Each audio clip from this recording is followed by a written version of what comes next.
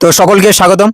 Caste certificate reverification হাইকোর্টের নির্দেশের আসল অর্থ আমরা দেখে নেব যে হাইকোর্ট যে সাময়িক স্থগিতাদেশ দিয়েছে তার আসল অর্থ কি এবং এসসি এসটি ওবিসি শংসাপত্র কি বাতিল হচ্ছে। তো সকল গুজবের অবসান এবং প্রকৃত তথ্য এই ভিডিওতে থাকছে। তো সম্পূর্ণ ভিডিওটি দেখো এবং সঙ্গে থেকো।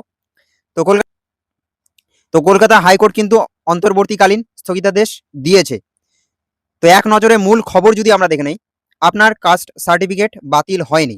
কলকাতা হাইকোর্ট কাস্ট সার্টিফিকেট পুনরায় যাচাই রিভেরিফিকেশন করার ঢালাও প্রক্রিয়ার উপর অন্তর্বর্তীকালীন স্থগিতাদেশ দিয়েছে। তো সোশ্যাল মিডিয়ায় প্রচারিত সমস্ত সার্টিফিকেট বাতিল সংক্রান্ত খবরটি সম্পূর্ণ কিন্তু ভিত্তিহীন। অনেকে বলাবলি করছে যে সম্পূর্ণ যে সমস্ত সার্টিফিকেট রয়েছে সেগুলো বাতিল হয়ে যাচ্ছে। আপাতত সরকারের তরফ থেকে ঢালাওভাবে সমস্ত সার্টিফিকেট যাচাই করা বন্ধ থাকছে কিন্তু। নেক্সট দেখে নেব ঘটনা সূত্রপাত যা যা ঘটেছে। দেখো, তো 14ই মে সরকারি নির্দেশিকা কি ছিল? রাজ্য সরকারের সিদ্ধান্ত 2011 সালের পর থেকে অর্থাৎ দুয়ারে সরকার সহ ইস্যু হওয়া সমস্ত এসসি এসটি ওবিসি সার্টিফিকেট পুনরায় যাচাই অর্থাৎ রিভেরিফিকেশন করা হবে। তো এরপর জনস্বার্থ মামলা চলে। তো কলকাতা হাইকোর্টে প্রশ্ন ওঠে, কোনো নির্দিষ্ট অভিযোগ ছাড়া বিনা কারণে সবার সার্টিফিকেট একসাথে ঢালাওভাবে যাচাই করা কি আইনসম্মত? তো এটা কিন্তু জনস্বার্থ মামলা হয়। তো হাইকোর্ট রায় কি দিয়েছে? স্থগিতাদেশ এখানে দিয়েছে। তো বিচারপতি তপব্রত চক্রবর্তী এবং বিচারপতি অরিজিৎ বন্দ্যোপাধ্যায় ডিভিশন বেঞ্চ এই ঢালাও যাচাই প্রক্রিয়ায় অন্তর্বর্তীকালীন স্থগিতাদেশ প্রদান করে কিন্তু। নেক্সট, সংঘাতের মূল কারণ সরকার বনাম আইনি প্রশ্ন। তো সরকারের যুক্তি কি এখানে যদি আমরা দেখি, উদ্দেশ্য কিছু সার্টিফিকেটের সত্যতা ও বৈধতা নিয়ে সন্দেহ তৈরি হয়েছে। পদক্ষেপ বেআইনিভাবে ইস্যু হওয়া সার্টিফিকেট চিহ্নিত করতে ব্যাপক মাত্রায় ভেরিফিকেশন প্রয়োজন। সরকারের যুক্তি এটা। আদালতে ওঠা প্রশ্ন যদি দেখি, প্রথম প্রশ্ন, সরকার কি ঢালাওভাবে লক্ষ লক্ষ সার্টিফিকেট যাচাইয়ের নির্দেশ দিতে পারে? নেক্সট প্রশ্ন কি, সুনির্দিষ্ট কোনো ব্যক্তির বিরুদ্ধে অভিযোগ থাকলে তার জন্য নির্দিষ্ট আইনি প্রক্রিয়া কি হবে? তো এই নিয়ে কিন্তু চলছে সরকার বনাম আদালতে ওঠা প্রশ্ন।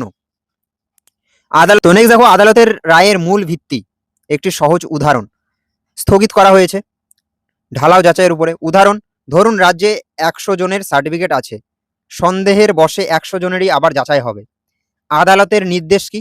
এটি করা যাবে না, এর উপর স্থগিতাদেশ কিন্তু রয়েছে। তো সরকার বলছে যে সকলের ভেরিফিকেশন আমরা করব, কিন্তু আদালত বলছে এটি করা যাবে না, যাদের যাদের সন্দেহ মনে হচ্ছে তাদের তুমি ভেরিফিকেশন করতে পারো। তো সবার যে ভেরিফিকেশন হচ্ছিল সেটা কিন্তু বন্ধ করেছে আদালত আপাতত। এর পরবর্তীতে কি দেখতে পেতে চলেছে আমরা জানি না। তো চালু রয়েছে কি ইন্ডিভিজুয়াল ভেরিফিকেশন, নির্দিষ্ট যাচাই। তো উদাহরণ যদি দেখি, ওই 100 জনের মধ্যে যদি সুনির্দিষ্ট 2 জনের বিরুদ্ধে জালিয়াতির সুস্পষ্ট অভিযোগ থাকে, আদালতের নির্দেশ কি? আইনসম্মত পদ্ধতিতে শুধুমাত্র ওই 2 জনের ভেরিফিকেশন বা আইনি ব্যবস্থা নেওয়া যাবে এখানে। তো যদি মনে হয় যে সরকারের যে 3-4 জন রয়েছে যাদের জালিয়াতির বিরুদ্ধে অভিযোগ রয়েছে প্রমাণসহ বা অভিযোগ রয়েছে সন্দেহভাজন, তাদের কিন্তু ভেরিফিকেশনে ডাকা হবে এবং তাদের কিন্তু আইনি ব্যবস্থাও নেওয়া যেতে পারে। নেক্সট, ভোটার লিস্ট এবং কাস্ট সার্টিফিকেট। তো মামলার শুনানিতে ভোটার লিস্ট এবং এসআর সংক্রান্ত বিষয় উঠে এসেছে। অনেকেই মনে করছেন ভোটার লিস্টে নাম না থাকলে কাস্ট সার্টিফিকেট বাতিল হয়ে যাবে। তো এখানটা স্পষ্টীকরণ যদি দেখি আমরা ক্লিয়ার সম্পূর্ণভাবে, ভোটার লিস্টে নাম না থাকা বা বাদ পড়ার অর্থ এই নয় যে স্বয়ংক্রিয়ভাবে অটোমেটিক্যালি আপনার কাস্ট সার্টিফিকেট বাতিল হয়ে যাবে। এই দুটি সম্পূর্ণ আলাদা আইনি বিষয়, কিন্তু এমন কোনো সরল সিদ্ধান্ত আদালত এখনো কিন্তু নেয়নি। তো সোশ্যাল মিডিয়ার গুজব বনাম প্রকৃত সত্য যদি আমরা দেখি, গুজব কি চলছে? সমস্ত এসসি এসটি সার্টিফিকেট বাতিল হয়ে গেছে। প্রকৃত তথ্য যদি দেখি আমরা, সম্পূর্ণ ভুল এটি, একটিও সার্টিফিকেট বাতিল হয়নি এখনো। নেক্সট, 2011 সালের পর পাওয়া সমস্ত সার্টিফিকেট ইনভ্যালিড, অবৈধ, এটাও কিন্তু ভুল। ঢালাওভাবে বৈধতা বাতিলের কোনো নির্দেশ হাইকোর্ট কিন্তু দেয়নি। নেক্সট, কাস্ট সার্টিফিকেটের ভেরিফিকেশন আর কোনোদিন হবে না। তো এটা কিন্তু ভুল। নির্দিষ্ট অভিযোগ থাকলে আইন মেনে ব্যক্তিগত ভেরিফিকেশন কিন্তু হবে। নেক্সট, বর্তমান পরিস্থিতি ও পরবর্তী পদক্ষেপ যদি দেখি আমরা, মামলা এখনো বিচারাধীন। এটি একটি অন্তর্বর্তীকালীন স্থগিতাদেশ। মামলাটি সম্পূর্ণ শেষ হয়নি কিন্তু এখনো। স্বল্প সময়ের জন্য কিন্তু অফ করেছে এই ভেরিফিকেশন যাচাইকরণ। আদালতের রায়। নেক্সট, পরবর্তী শুনানিতে আদালত কি নির্দেশ দেয় সেদিকে নজর রাখতে হবে। এখনই স্থায়ী কোনো সিদ্ধান্তে আসা যাবে না।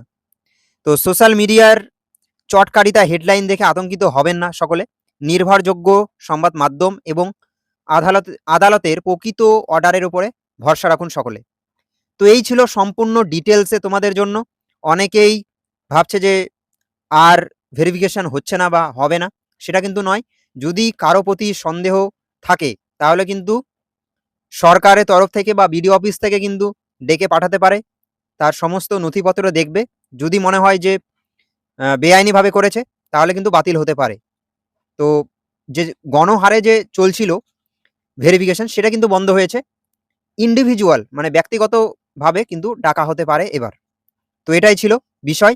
আশা করি এই ভিডিওর মাধ্যমে তোমরা সম্পূর্ণভাবে বিস্তারিত ভালোভাবে বুঝতে পারলে। তো সঙ্গে থাকো, নতুন নতুন আপডেট ভিডিওর মাধ্যমে আসতে থাকবে। তো থ্যাংক ইউ ফর ওয়াচিং। সকলে ভালো থেকো। Thank you.